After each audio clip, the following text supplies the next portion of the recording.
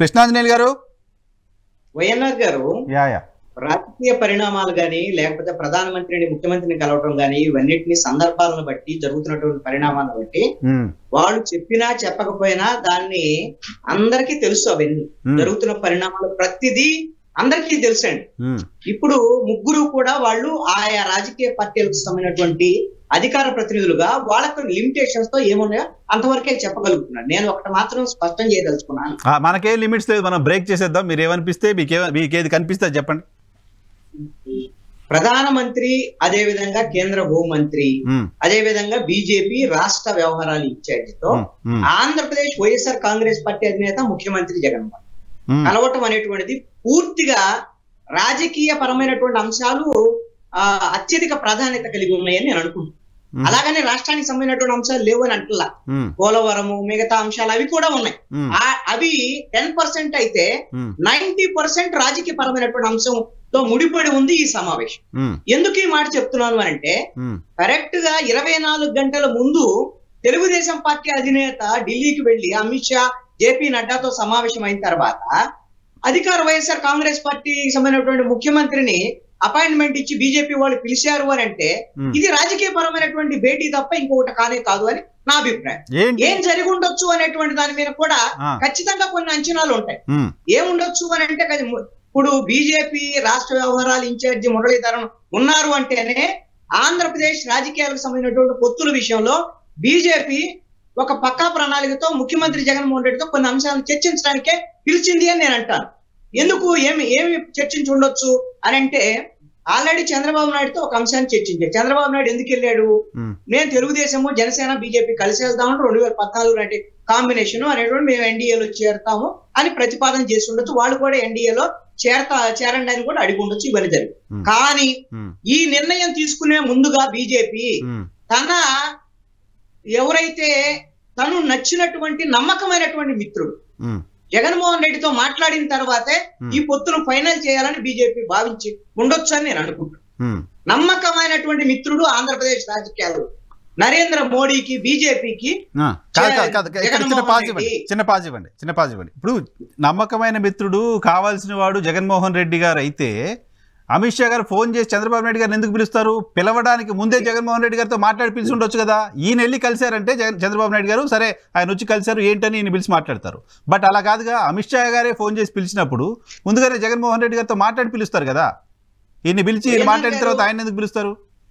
బీజేపీతో పొత్తు విషయం వరకు వచ్చేసరికల్లా తెలుగుదేశం పార్టీది కనీసము తెలుగుదేశంతో మాట్లాడటానికి కూడా బీజేపీ సుముఖంగా లేనటువంటి పరిస్థితుల్లో పదే పవన్ కళ్యాణ్ బీజేపీ వాళ్ళతో మాట్లాడి తెలుగుదేశంతో పొత్తుకు సంబంధించినటువంటి అంశంలో పవన్ కళ్యాణ్ మధ్యవర్తిత్వం మేరకే చంద్రబాబు నాయుడుకి అపాయింట్మెంట్ వచ్చింది. I don't think so. Political పార్టీల మధ్య అలయన్స్ అనేది ఆబ్లిగేషన్ లో కుదురుతాయా? అరే ఆయన చెప్పాడు కాబట్టి పొత్తు పెట్టుకో, ఈయన చెప్పాడు కాబట్టి వదిలేసే ఇలా ఉంటుందా? నీకేంటి నాకేంటి, నీకు నాకు ఇద్దరికి ఉండే లాభం ఏంటి? దీన్ని బేస్ చేసుకుని కదా పొలిటికల్ పార్టీల మధ్య ఉండే అలయన్స్లు.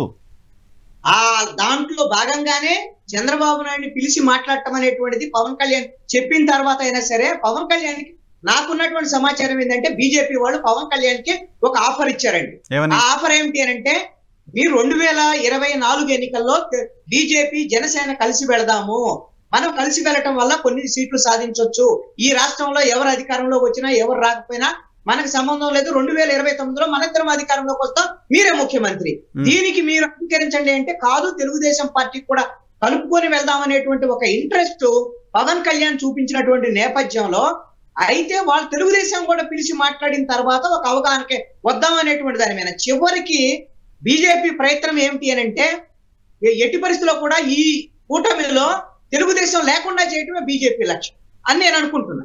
అయితే అసలు ఇప్పుడు జగన్మోహన్ రెడ్డి ప్రధానమంత్రికి సంబంధించినటువంటి అమిత్ షా, మురళీధరన్ ఏం మాట్లాడి ఉండొచ్చు అనేటువంటి దాని మీద ఉండేటువంటి అంశం ఏమిటి అంటే వీళ్ళిద్దరూ మిత్రులు, ఎవరు కూడా ఇద్దరు ఒకళ్ళొకళ్ళు నమ్మేటువంటి మిత్రులు, BJP YSR Congress party.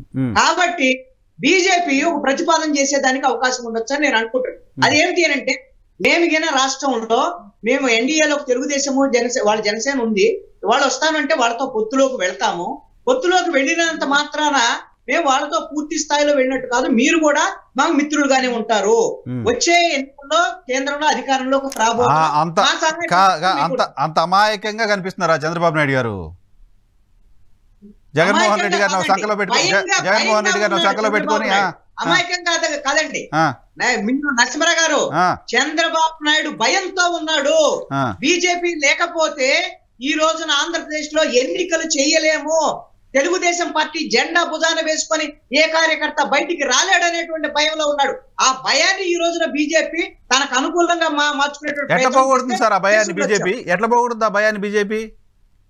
BJP మాతో ఉంది కాబట్టి ముగ్గురు కలిసి వెళ్తున్నాము. కేంద్రంలో ఉండేటువంటి అధికారంలో ఉండేటువంటి బీజేపీ మాతో ఉంది కాబట్టి ఆంధ్రప్రదేశ్ లో ఉండేటువంటి వ్యవస్థల్ని జగన్మోహన్ రెడ్డి మేనేజ్ చేయలేడు అనేటువంటి ఒక సందేశం జనంలోకి పంపించాలని ఒక ప్రయత్నం. ఇక్కడ ఒక అంశం అండి, వైఎన్ఆర్ గారు ప్రధానమంత్రి అదేవిధంగా ఈ సమావేశంలో జగన్మోహన్ రెడ్డితో ప్రతిపాదన ఏముండొచ్చు అనేటువంటి అంశం చెప్పిన తర్వాత నేను తెలుగుదేశం పార్టీకి సంబంధించిన అంశాలు కూడా మాట్లాడతాను. నేనేమంటాను అంటే, ఒకటి మన ఇద్దరం మిత్రులుగానే కొనసాగుదాం వాళ్ళతో పొత్తు ఉన్నా సరే అనేటువంటిది ఎందుకు చెప్పాల్సి వచ్చింది బీజేపీ అనేది ఒక జాతీయ పార్టీ, వాళ్ళు రేపొద్దున కేంద్రంలో అధికారంలోకి రాబోతున్నారు. జగన్మోహన్ రెడ్డికి అంత సంజాయిషి చెప్పుకోవాల్సినటువంటి అవసరం లేదు. కానీ నమ్మదగినటువంటి మిత్రుడు కాబట్టి 4.5 సంవత్సరాలుగా సపోర్ట్ చేశాడు కాబట్టి ఆ విధమైనటువంటిది వాళ్ళు నిజాయితీగా వ్యవహరించారు బీజేపీ అని నేను అనుకున్నా. ఈ విషయంలో ఇంకొక ప్రతిపాదన కూడా చేసి ఉండొచ్చు జగన్మోహన్ రెడ్డి దగ్గర బీజేపీ పెద్దలని నేను అనుకున్నా. అదేమిటి అంటే, ఎన్డీఏ కూటమిలో వైఎస్ఆర్ కాంగ్రెస్ పార్టీ చేరండి అని ప్రతిపాదన మీరుగిన చేరితే మాకు తెలుగుదేశం పార్టీతో అవసరం లేదు, మీరే చేరండి, మీరే చేరితే జనసేన కూడా వస్తుంది మనతోనే, మేము ఆంధ్రప్రదేశ్ లో పొత్తులోకి వెళదాం, మాకు అభ్యంతరం లేదు, మీరుగిన చేరను అంటే మేము తెలుగుదేశం పార్టీతో కూటమికి వెళ్తాము అనేటువంటి ప్రతిపాదన చేసి ఉండొచ్చు అని నేను అనుకుంటున్నాను. ఈ ప్రతిపాదన 2019 ఎన్నికల్లో కూడా బీజేపీ చేసింది వైఎస్ఆర్ కాంగ్రెస్ పార్టీ దగ్గర. తెలుగుదేశం పార్టీ ఎన్డీఏ కూటమి నుంచి ఎప్పుడు బయటకు వచ్చిందో అప్పుడే బీజేపీ కూడా మీరు కూటమిలోకి రమ్మని చెప్పింది. అప్పుడు వైఎస్ఆర్ కాంగ్రెస్ ఎన్నికలకు ముందు పొత్తుకు వాళ్ళు అంగీకరించలేదు, ఎన్నికల తర్వాత మీకు మా అవసరం అయితే మేము ఇస్తాం, రాష్ట్ర ప్రయోజనాలు ఇచ్చని చెప్పారు.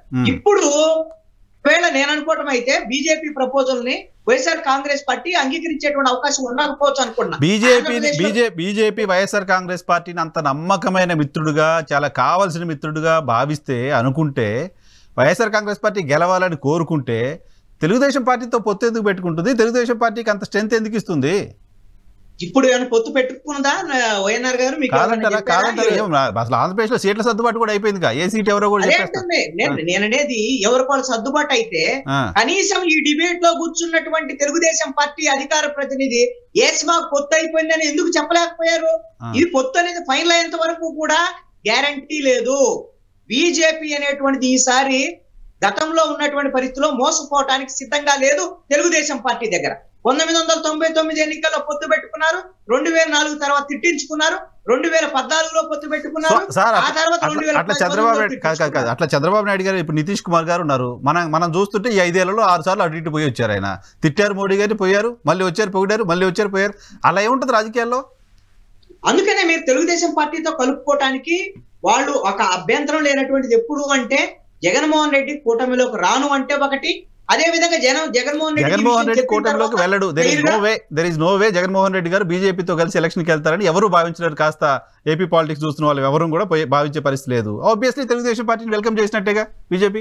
ఎన్ఆర్ గారు, ఒక అంశాన్ని చెప్పనా నేను, మీరు గతంలో ఇప్పుడు ఆంధ్రప్రదేశ్ రాజకీయాల్లో బీజేపీతో వైఎస్ఆర్ కాంగ్రెస్ పార్టీ వెళ్ళదు అని ఎవరైనా కామన్ సెన్స్ తో చెప్తారు. నేనేమంటే, ఇప్పుడు ఎక్స్ట్రాడినరీ సిచ్యువేషన్ ఉంది అని చెప్తున్నాను. అది ఏమిటి అంటే, 2 ప్రధానమైనటువంటి అంశాలు. ఒకటి ఏమిటి అంటే, కేంద్రంలో మళ్ళీ అధికారంలోకి రాబోతుంది బీజేపీ. దీంట్లో క్లారిటీ ఉంది. ఎందుకు? ఇండియా కూటమి బలహీనంగా ఉంటాం, కాంగ్రెస్ పార్టీ బలహీనం అంటే మళ్ళీ కేంద్రంలో అధికారంలోకి రాబోతుంది బీజేపీ. రెండవది ఏంటంటే, బీజేపీ జనసేన తెలుగుదేశం పొత్తుగిన ఆంధ్రప్రదేశ్ లో పెట్టుకుంటే వైఎస్ఆర్ కాంగ్రెస్ పార్టీకి రాజకీయంగా ఇబ్బందులు తలెత్తేటువంటి అవకాశాలు కూడా ఉండొచ్చు. కాబట్టి కేంద్రంలో అధికారంలో ఉండేటువంటి బీజేపీతో ఇప్పుడు వెళితే ఆంధ్రప్రదేశ్ లో ఉండేటువంటి తెలుగుదేశంతో బీజేపీకి పొత్తు లేకపోతే, జనసేన కూడా బీజేపీ వైపు వచ్చేస్తే తెలుగుదేశం ఎక్కడ గెలవగలదు? అంటే ఆంధ్రప్రదేశ్ లో తెలుగుదేశాన్ని ఓడించాలి, వైసీపీ గెలవ, కేంద్రంలో అధికారంలో ఉండాలి. ఈ రెండింటి అనేటువంటిది ఒక ఇది ఎక్స్ట్రాడినరీ సిచ్యువేషన్ అని నేను అంటాను. కాబట్టి కేంద్రం బీజేపీ ఒక ట్రాప్ వేస్తుంది టీడీపీ పైన. అంతే, టీడీపీకి ఈ రోజున గత్యంతరం లేనటువంటి పరిస్థితుల్లో ఉందండి నా అభిప్రాయం అయితే.